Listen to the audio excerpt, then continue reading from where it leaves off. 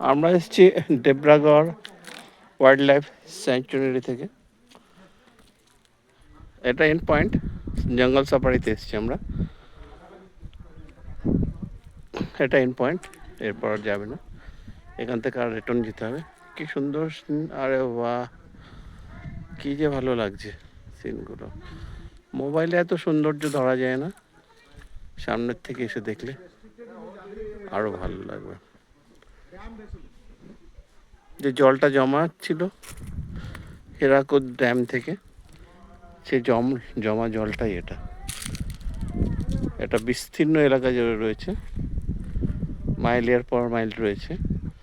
আমরা যেমন বলেছিলাম হীরাকুদ বাঁধটা হচ্ছে পৃথিবীর সবচেয়ে লম্বা বাঁধ, আর এখানেও যে জলগুলো জমে আছে সেটাও এশিয়ার মধ্যে সবচেয়ে বৃহৎ, সবচেয়ে বড়।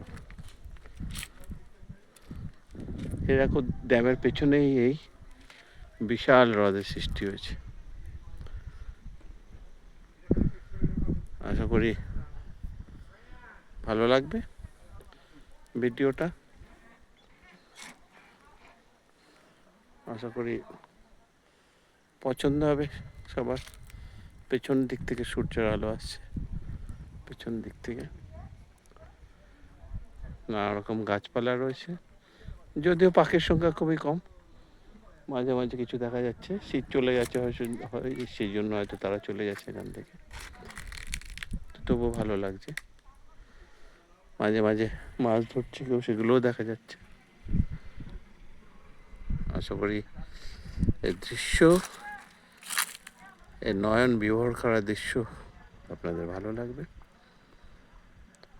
আবার আমি ভিডিও করে ছাড়ব।